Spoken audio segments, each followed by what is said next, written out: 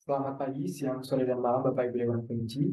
Nama saya Aldian Terawan. Di sini saya akan mempresentasikan mengenai penelitian saya yang berjudul Pengaruh Profitabilitas Ukuran Perusahaan dan Institutional Ownership terhadap praktik penerimaan pajak atau tax avoidance, studi pada perusahaan konsumen non-cyclical yang terdaftar di Bursa Efek Indonesia pada tahun 2021 sampai dengan tahun 2023. Baik, berikut merupakan latar belakang yang mendasari penelitian ini. Pada dewasa ini, penerimaan pajak menjadi isu penting dalam literatur keuangan. Praktik ini dianggap sebagai pendekatan yang menguntungkan bagi perusahaan karena memungkinkan mereka untuk secara sah dan sesuai dengan undang-undang memanfaatkan peluang atau celah dalam aturan pajak untuk meminimalkan kewajiban pajak perusahaan. Dampak dari praktik ini adalah yang pertama, perilaku manajemen yang oportunistik. Agensi teori menyoroti bahwa pengejaran pajak bisa menjadi pintu masuk untuk perilaku manajemen yang oportunistik seperti manipulasi laba. Selain itu, praktik pengejaran pajak dapat mempengaruhi kesehatan keuangan suatu perusahaan.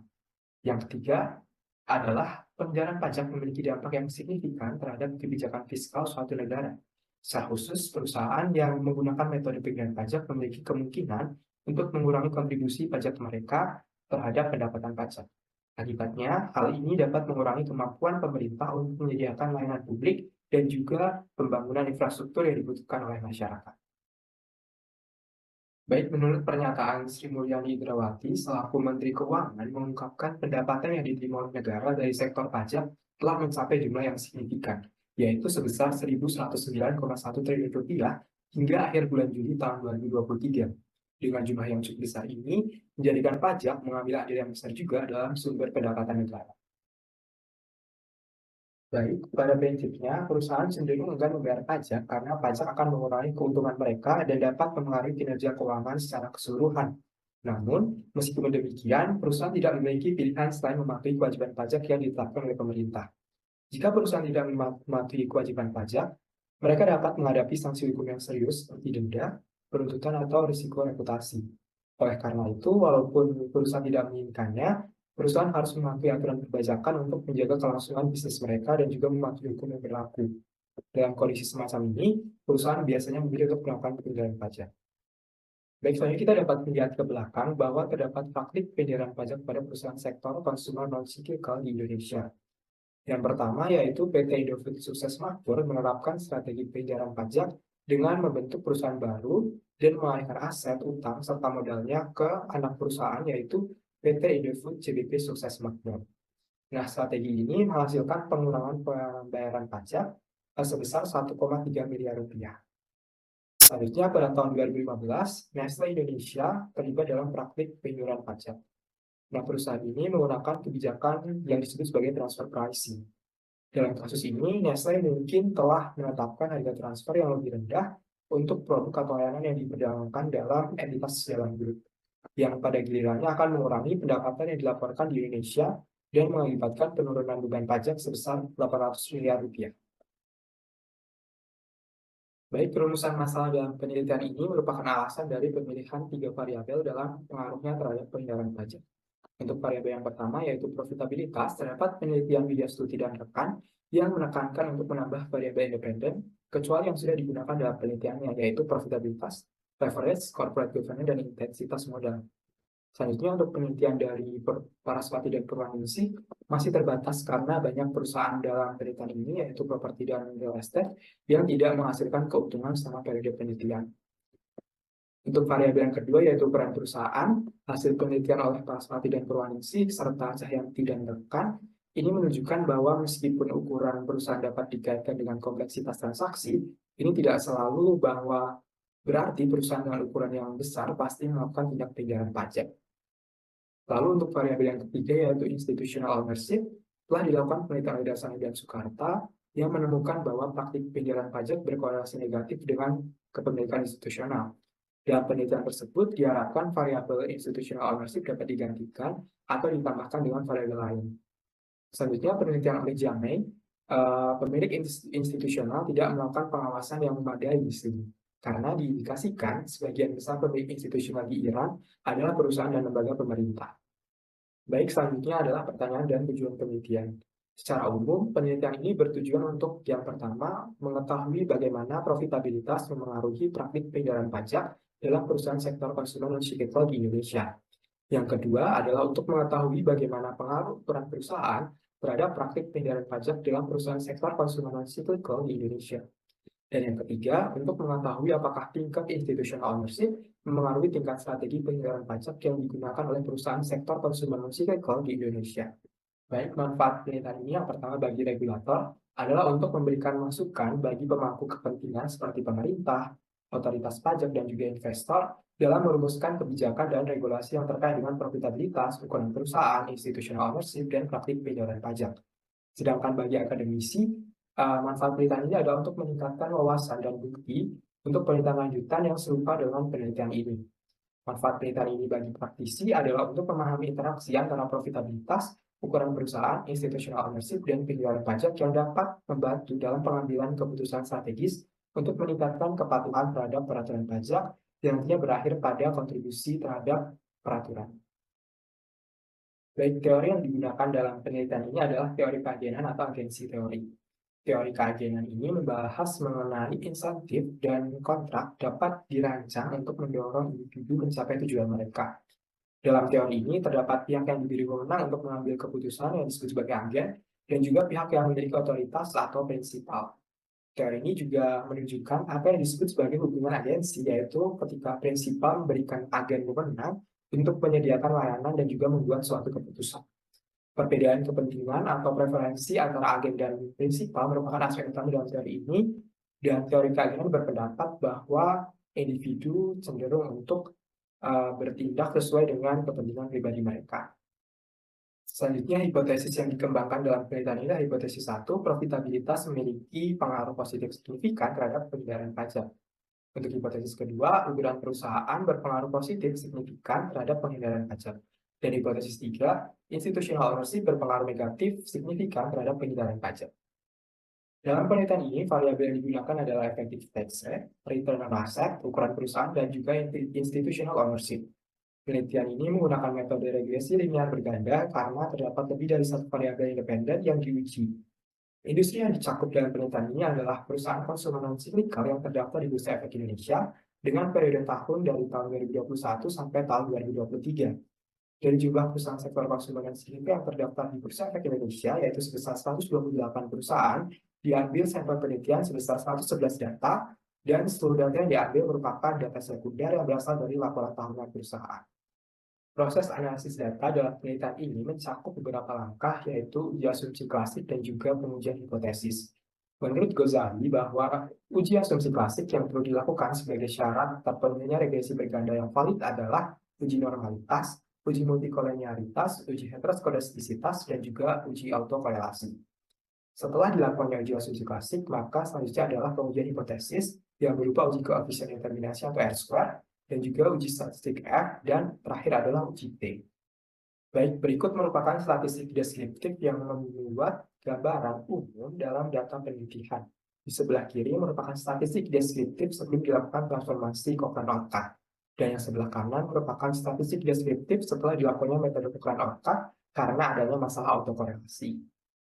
Baik, seperti yang tampak pada layar bahwa sebelum menguji hipotesis dilakukan uji asumsi klasik terlebih dahulu. Hasil uji normalitas menunjukkan bahwa nilai SIG di atas 5% yang mengartikan bahwa residual data memiliki distribusi yang normal. Selanjutnya, hasil dari uji multikolenialitas menunjukkan tidak adanya hubungan antara variabel independen karena nilai VF di bawah 10.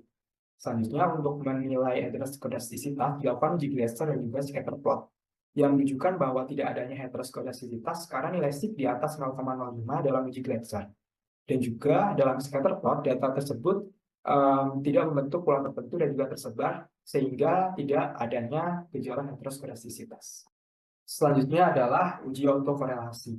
Dalam uji ini, variabel error saling berkorelasi antar periode karena tidak terpenuhinya kondisi DU kurang dari D kurang dari 4 min DU.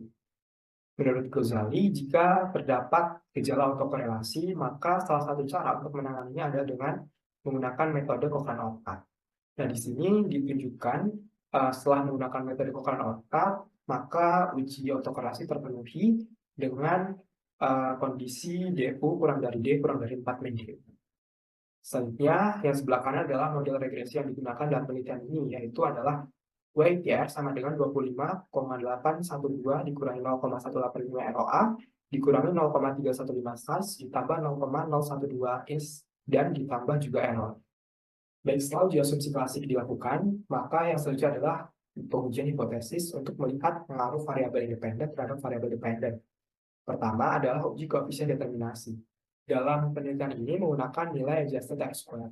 Nilai adjusted R-square dalam penelitian ini adalah 0,109, yang berarti bahwa sekitar 10,9% dari variasi penghindaran pajak dapat dijelaskan oleh variabel-variabel yang dimasukkan dalam model regresi, yaitu profitabilitas, ukuran perusahaan, dan juga institutional ownership. Selanjutnya adalah uji statistik F.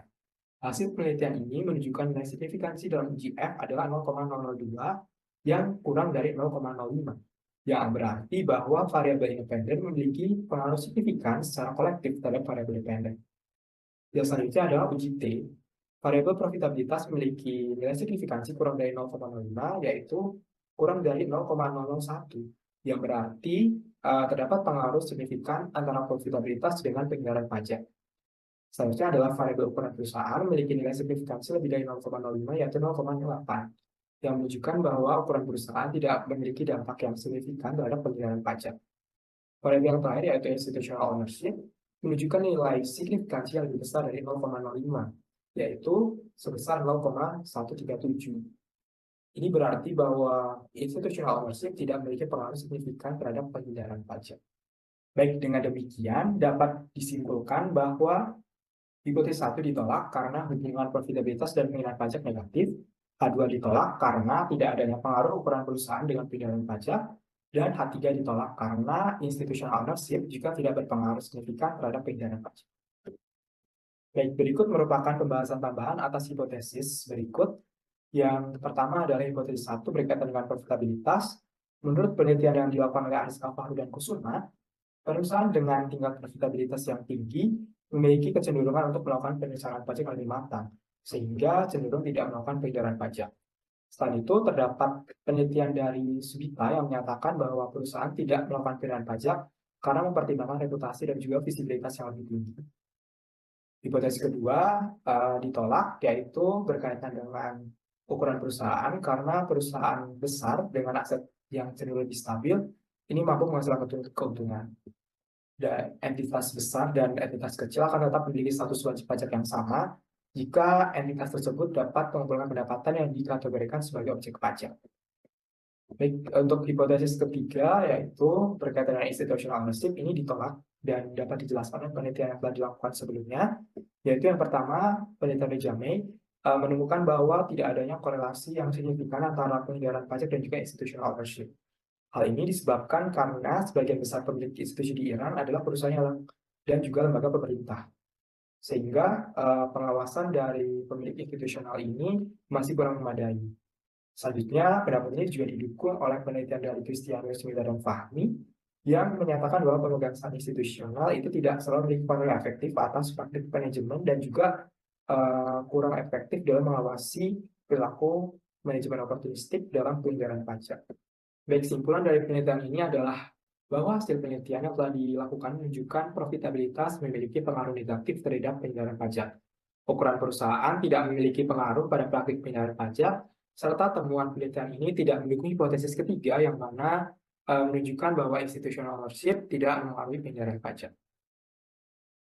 Baik, penelitian ini memiliki beberapa keterbatasan, yaitu yang pertama, penelitian terbatas pada perusahaan sektor konsumen non-cyclical yang terdaftar di Bursa Efek Indonesia sebagai subjek penelitian.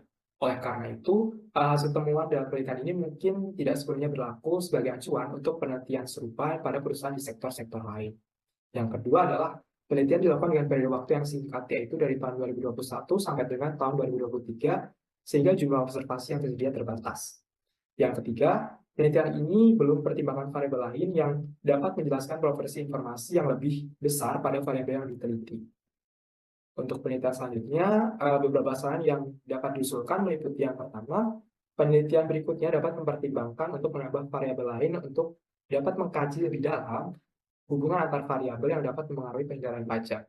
Yang kedua adalah memperluas sampel dan periode penelitian. Penelitian mendatang dapat mempertimbangkan untuk memperluas sampel ke sektor industri lainnya dan atau meningkatkan periode penelitian agar penelitian dilakukan lebih representatif. Selanjutnya, implikasi dari penelitian ini adalah pertama, Terkait dengan implikasi praktis. Nah, manajemen harus memastikan bahwa kebijakan pajak perusahaan dapat menjaga integritas dan reputasi perusahaan. Regulator pajak juga dapat memperketat regulasi terkait dengan penghindaran pajak. Sedangkan untuk implikasi teoritis dalam penelitian ini adalah memberikan kontribusi pada pengembangan agensi teori dengan menunjukkan bahwa profitabilitas berpengaruh negatif terhadap penghindaran pajak. Sekian presentasi dari saya, ada kurangnya saya mohon maaf. Terima kasih.